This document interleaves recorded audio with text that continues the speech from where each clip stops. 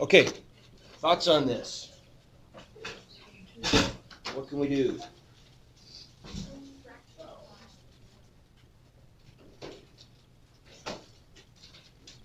What do we got? Tyler, get us started. Tell us one thing here. Change the radicals to give that power fractional. Fractional exponents. Okay, let's try that. Let's try, so that's gonna give us here, we're gonna get what, a 2 to the 1/4, what's this gonna be? Use the 3/4. Divided by, Use the 1/6. okay, 2u to the 1/6. So, now, how many different kinds of bases do you see up there? 2, okay, so what might I do with that bottom one then? Yeah, let's split it into the 2 separate bases, right? So let's write that as a 2 to the 1/6 times a u to the 1/6. And now, what do you think? Where are we gonna go from there? Somebody else? Any ideas? Katie, any ideas, suggestions there? Not quite.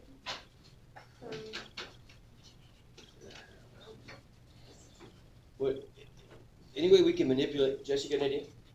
Can you add 2 and 1/4, like minus 2 and 1/6 and the 3/4 times? Okay, good, because we're taking advantage of properties of exponents, right? When we divide like bases, we subtract exponents. Good, so if we've got, let's do this. Let's color code these. So I've got my 2's that I'm gonna deal with and my u's that I'm gonna deal with. So that's gonna give me, now 1/4 is bigger than 1/6, right? So I'm gonna get 2 to the 1/4 minus 1/6 times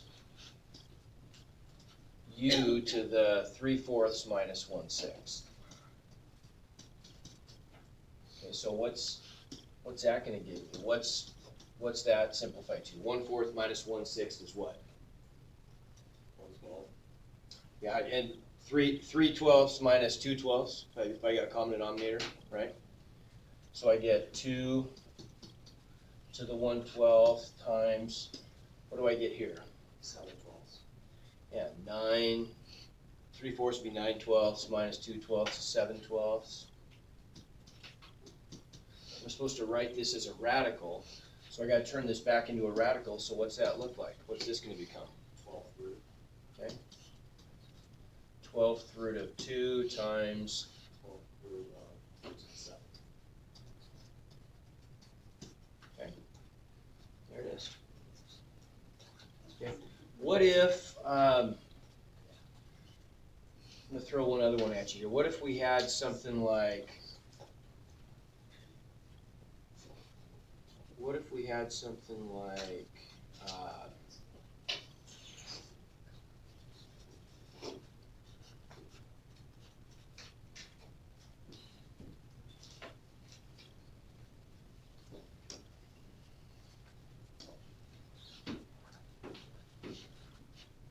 if I had something like this? What if I had,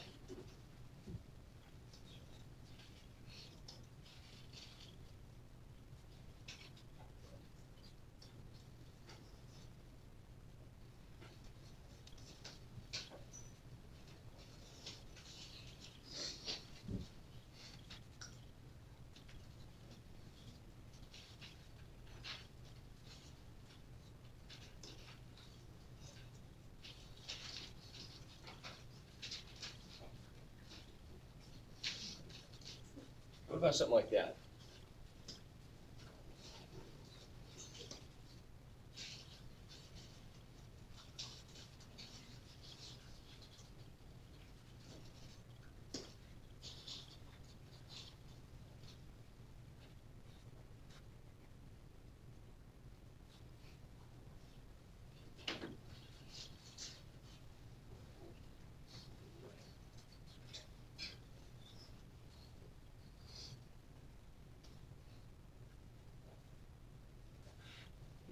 Suggestions with that one, what could we do? You start by like splitting it up. Split it up, okay, good idea, let's split it up. Okay, so we could write this as the cube root of x times cube root of y squared divided by x times the cube root of x squared times cube root of y. Okay. What do you think? Fractional exponents. Yeah, I could change into fractional exponents. That's one thing I can always do. So what if we do that? We'll move down and just try that. So that's going to give us an x to the 1/3 times a y to the 2/3. Everybody agree on the top? On the bottom, I'm going to get x times x to the 2/3 times y to the 1/3.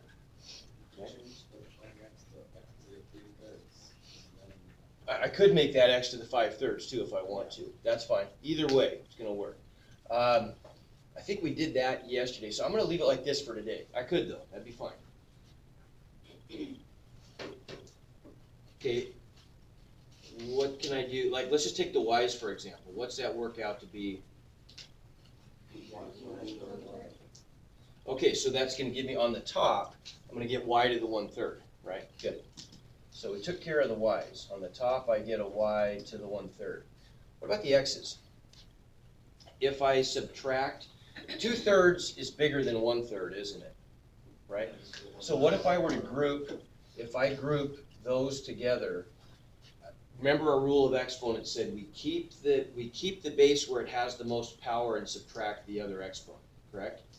Okay, so then this ends up being, I'm going to get an x times an x to the 1/3 on the bottom. Everybody agree? Okay, but that's not written with minimal radicands. How come? Two x's. Okay, true, but that x is fine. I can have an x on the bottom. What's wrong with this one? It's the same exponent as the y. That's okay too. That's fine. But if I wrote that as a radical, what would that look like? Let's convert that back to a radical for a second. So on the top, I've got a cube root of y. No problem. On the bottom, I've got an x times a cube root of x. Problem. Because if we're trying to, actually, minimal radicand was okay. That's not the one I was getting at. Then we're supposed to rationalize denominators. That's what I meant to say, right? And we've got a radical on the bottom. So how do I deal with that?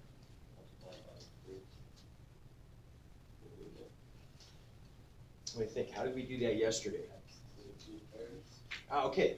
I've got to multiply the top and bottom by whatever I need to get the fractional exponent on the bottom to be an integer exponent, right? So in order to get that x to the 1/3 to be an x to the 1 or an x to the 3/3, I got to multiply x by x to the 2/3, don't I? So I can add 2/3 to the 1/3. Does that make sense? Okay, so we're going to go times x to the 2/3 times x to the 2/3, and then that's going to give me what on the bottom? X squared. Yeah, I'm going to get x to the 1 plus 1/3 plus 2/3, right? So on the bottom, I'm going to get an x squared. Now, what if we had taken Elton's suggestion and back here we had turned this into an x to the 5/3? That would have been fine. Then here, those would have been combined as an x to the 4/3. Strategy would have been the same, wouldn't it? Right? Because now our goal would have been to get that x to the 4/3 to be an integer exponent, and the next available integer, this is 1 1/3, right? So we can push it up to x to the 2 by multiplying by x to the 2/3. Same thing, right? So we end up then with x squared on the bottom, and on the top, what do we get? We get x to the 2/3 times y to the 1/3. And if we're going to write that as a radical, what might that look like?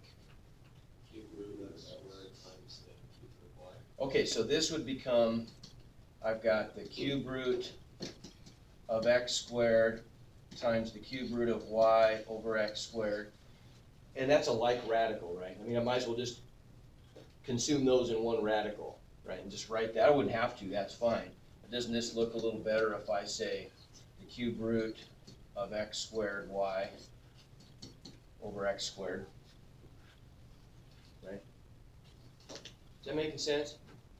I mean, it's kind of this is a weird section in a way because it's not like, I mean, it's just solving a bunch of different puzzles, just applying those rules that we learned earlier, those properties of exponents, with the added complexity of having to rationalize denominators, deal with fractions, I guess, for one thing, right? I mean, not that that's that big a deal, but you got to rationalize denominators, so we couldn't leave that, we couldn't leave this radical on the bottom, and also minimizing radicands, which brings us to this problem. Okay. What could I do with that?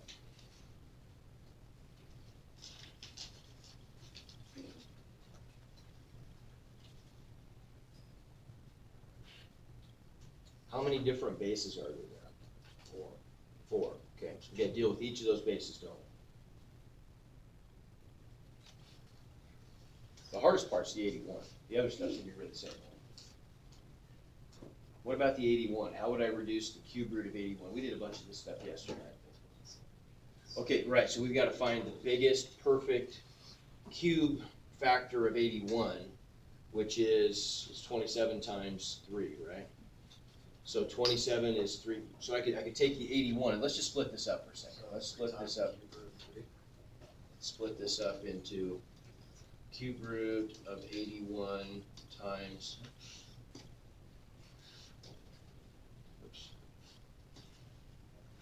the cube root of x to the 7th times cube root of y squared times cube root of z to the 4th, okay? All right, so let's deal with that. So you already told me the 81 we could break up into the cube root of 27, which is going to be a 3, times the cube root of 3, right? So that one's taken care of. We just get that as a 3 cube root of 3. Done. What about the cube root of x to the 7th? What about that one? This one becomes really obvious if I write it as a rational exponent. What is that as a rational exponent? 7/3, okay? What is 7/3 as a mixed number? 2 1/3. Aha. So I could write that as x to the 2, and 2 1/3 really means 2 plus 1/3, doesn't it? Right? X to the 2 plus 1/3, right? Well, what's that? Isn't that just x squared times x to the 1/3? Get it? So that just becomes x squared times x to the 1/3 is the cube root of x to the 1. See that? Okay, try that with, well, how about this one? What's that going to be? Written as a mixed number, 2/3 is just 2/3, right? That's just a proper fraction. So that one we just get stuck with. What about this guy over here? Yeah, and let's just think it. You can kind of do this internally. Think about this math. What is z? Z, if we write this as a fraction, it's z to the 4/3. As a mixed number, it's z to the 1 1/3, right? And you probably see that pattern, right? Whatever the integer part of the real number is what's going to go out front, and whatever the remainder part of the mixed number is, that's going to stay inside the radical, right? So this would just end up as z to the z times z to the 1/3, which is cube root of z, right? And this one, I guess I should have written this guy. I would just leave them like that, wouldn't I? If we're trying to write this as a radical. So what do, if we untangle all that stuff, what do we get? What goes out front? What's out of the radical? Well, that is. All those parts got liberated from the radical, right? So we end up with a 3x squared z times the cube root of all that stuff, right? So times the cube root of 3x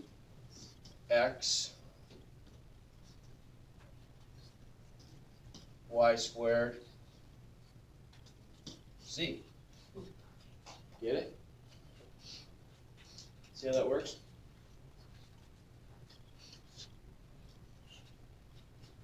Let's try another one of those.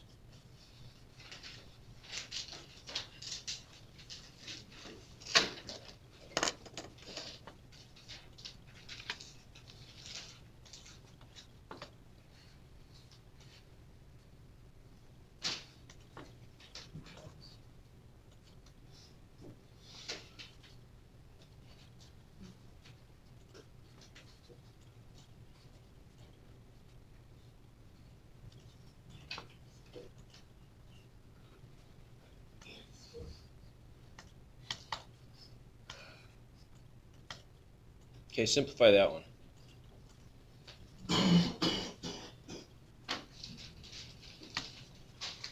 Actually, let's do one more together real quick. Then I'll let you turn you loose on one.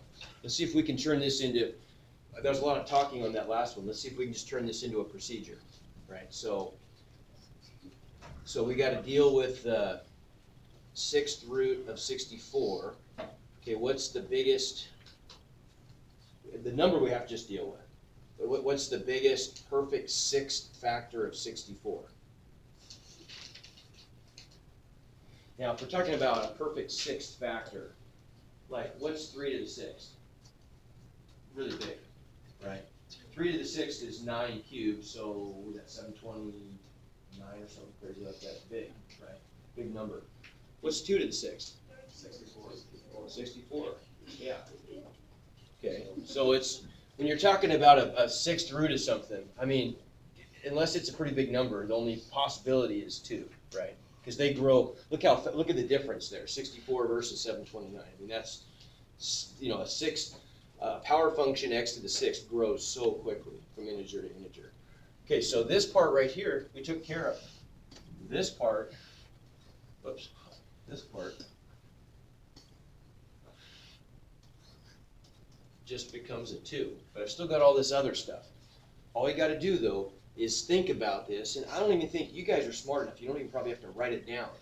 Just think of it as fractional exponents. So we're going to get x to what power? 12 sixths. Good. Y to what power? 11 over 6. And z to what power? Okay, so just think of those as mixed numbers. Matthew, what is x to the 12 sixths as a mixed number? X squared. So that's just going to give us an x squared outside, right? What about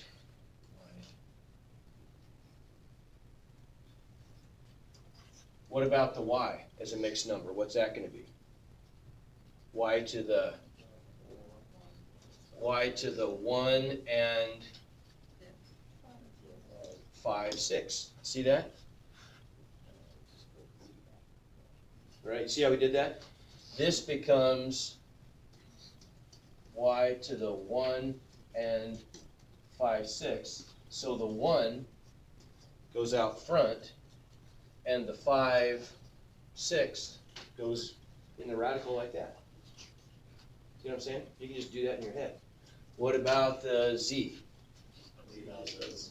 That just stays in there, doesn't it? Right? Okay? Try another one. Yeah, you try it.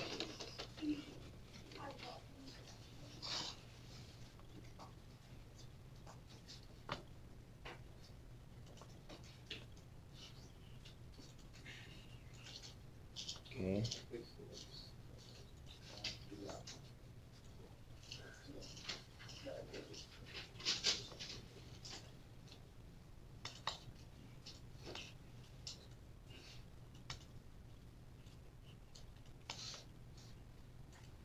Okay, try that one.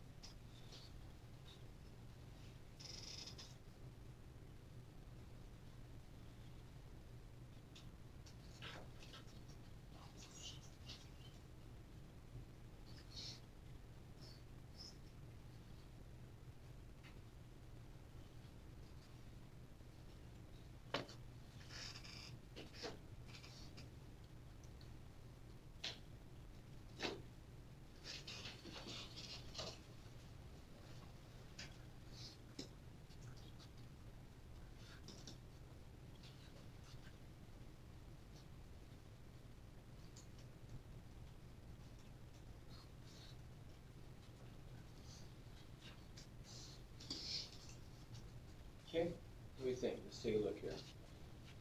So what's the biggest perfect sixth factor of 128, Emily? I started with the variables. Oh, with the variables, okay. What about the number? Ruby, what'd you get? 2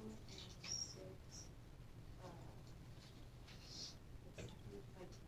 Oh, it's the sixth root of 2? Yeah. Yeah, good. Because it's 64, isn't it? We could break this 128 up into the sixth root of 64 times the sixth root of 2. And so that's going to give us outside the sixth root of 64 is a 2, and then we're left with a 2 inside also. Okay, that's the hard part. All right, so Emily, what'd you get for we'll get to the variables then. What about the x's? X to the 15 over 6. 15 over 6. As a mixed number, what is that? 2 and what is that going to be? 2 and 3/6, right? Now, and let's not reduce any fractions at this point yet, because we want to keep the denominators all the same. Eventually, we may be able to reduce some fractions, but for now, let's not do that, right? Because we have a 6 is the index of our radical. Does everybody see why we don't want to reduce it? Because we need to write our fractions in terms of a 6 in the denominator, so they'll fit under this radical, because that says 6 in the denominator, right? So then we end up with, so you said that's x to the 2 and 3/6. Everybody see that's the way to write that? The integer part is outside, there's the numerator, and the denominator is the index of the radical, right? Sixth root corresponds to a 1/6 power, right? So what about y to the 17th? Y squared times y 5 to the 6. Okay, so that 17/6 would be, what do we say, that's 2 and 5/6? Okay, so that gives us y to the 2 and 5/6, right? And then finally, z to the 14th. Okay, so 14/6 would be 2 and 2/6. So, whoops, that matters, I suppose. Z to the 2 and 2/6. Now, how would we know if we could reduce any fractions here? Okay, if we get multiples of 6, but we don't, because we've got a 2 to the 1. Like if that were 2 squared and that were x to the 4th and that were y squared and z squared, then we couldn't we? Right? Then these are all multiples of 2, and that I could divide everything by 2, including the denominator, if I wanted to there, right? But we don't need to, and even that's not a big deal. But, okay, does that make sense? Okay? That's the thing that people typically think is, when all the dust settles and you start working on these things, that's the thing that people think is the hardest thing to do. But it's really not that bad, right? Once you kind of get into if you can see that pattern. Okay, so moving on a little bit. So this is the part that's the most important, honestly. That was important review, but now we're actually going to add some new algebra to our repertoire. That's really all stuff I think you guys could have done. Anything that we did in the past couple days, I think you could have done without me even talking about it. It might have taken you a little longer to do, but I think it's stuff you probably could have done. This is a little tougher though. This is some new algebra, a new approach that you definitely haven't done before. At least I don't think you have. How are we going to solve an equation like that? This is called a radical equation because it's got a radical in it, right? What do you think you might do here? Square both sides. Okay, yeah, you can square both sides. This one maybe isn't so tough to see, but we could square both sides here, and if we do that, now we got to be careful with this. We're going to discover something about that process. Let me give you an example here, real quick one. What if we had something like the square root of x equals -3? If I square both sides, what do I get?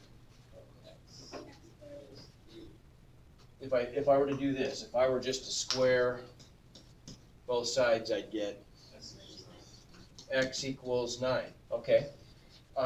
Sounds good. Does that work? No, it doesn't. If I plug the 9 back in there and I check it in the original equation, the square root of 9 is not -3. Okay?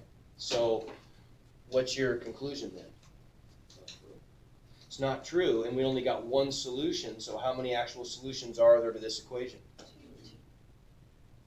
None. No real solutions, at least. Right. There would be, what, did we know what the actual solution is? Yeah. Right. So,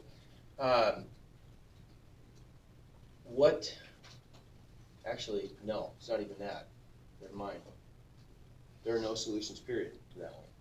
Okay. Yeah. Anyway, that's irrelevant. Don't get bogged down with that. So, what's the moral of that? When you square both sides of an equation, you have the possibility of introducing, being as this failed, you have the possibility of introducing what we call extraneous solutions.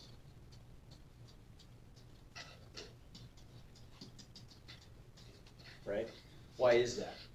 Because remember, whenever you solve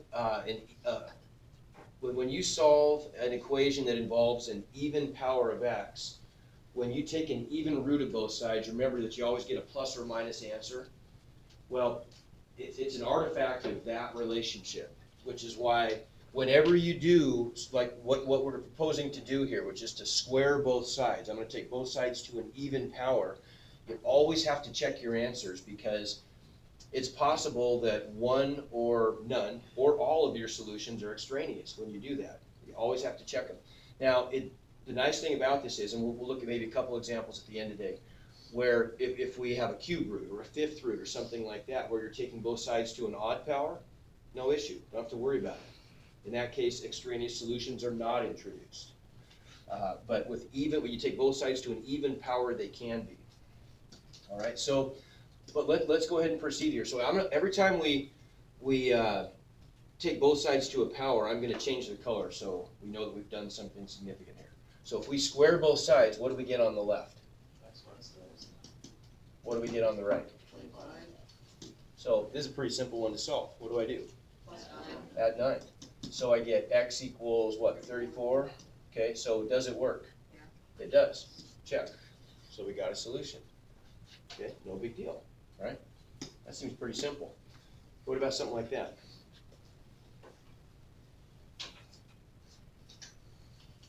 I'm going to make this a little bit different. Yeah, what if we had something like this instead? I'm going to make this, say we started here.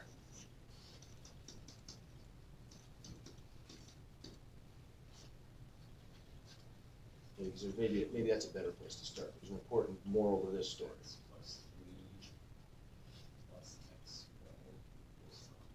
Okay, so I could square both sides to this. If I square the left side, look what's going to happen though. If I square the square root of x minus 3,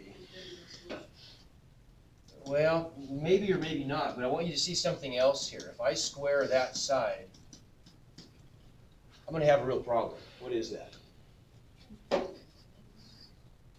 mean, I can do it. I'm just going to get, if I square it out, that's a and that's b, right? So I'm going to get a squared, which is x minus 3, minus, oh, plus 3, minus 2 times x times the square root of x plus 3, right? Because a minus b squared is just a squared minus 2ab plus b squared, right? Plus x squared equals 1. Well, that didn't help me. Still got a radical in there, right? So what do we need to do before we squared both sides? We needed to do something, because our goal, the whole point here, is to get rid of the radical so we can do regular algebra. Agreed? That's what prompted you guys in this last problem to tell me to square both sides, so we could do regular algebra without radicals.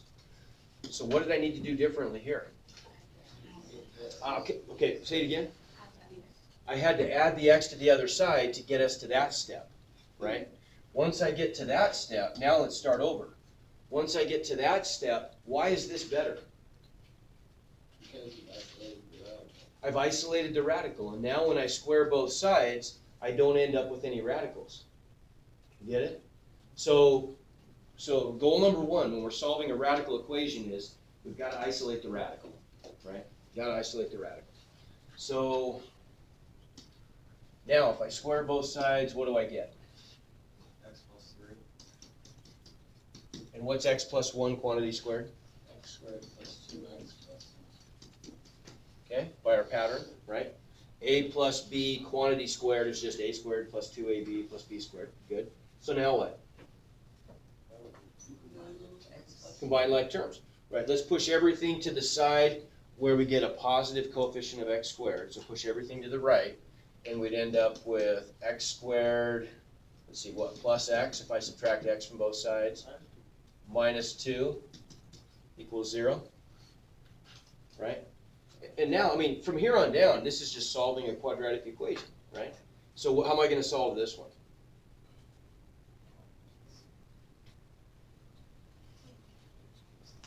What do you think? Plus 2 minus 1. Yeah, plus 2 minus 1 are my magic numbers. So what does that give me for solutions?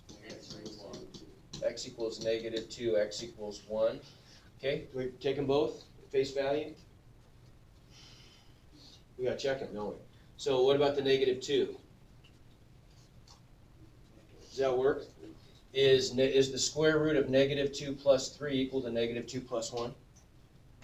What's that going to give me on the left side? If I try the negative 2, I'm going to get square root of 1 equals negative 1. Is that right? No, that's no good. What about the 1? That's going to give me the square root of 4 equals 2. Is that right? Yes. Yeah, that one works. Okay? Right, so this one was extraneous, this one survived.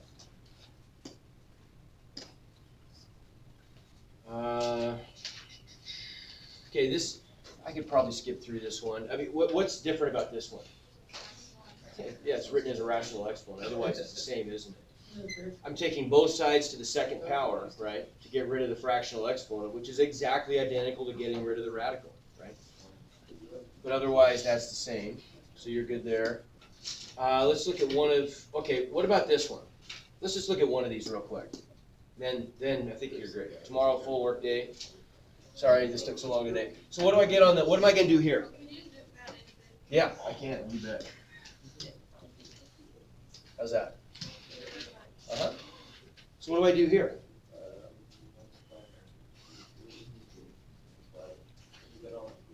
Okay, I'm going to cube both sides, aren't I? Because now I'm having to undo a cube root instead of a square root. Okay, that's easier though in a way, because now there are no, I don't have to worry about extraneous solutions, right? Okay, so what's that give me? On the left side, I'm going to get what? Yeah, if I cube this whole thing, I'm going to get 2 cubed, which is 8, and then I'm going to get times 3x plus 2 equals, okay, no big deal, right? So probably distribute, right?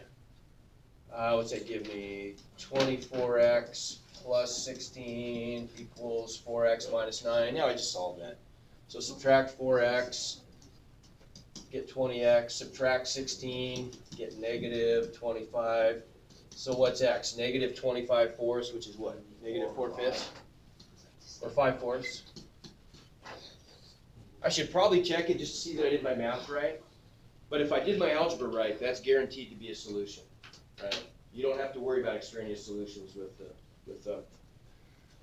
taking both sides to an odd power. Okay, make sense? Okay, that's a lot of math. All right. Work day tomorrow? Work day tomorrow.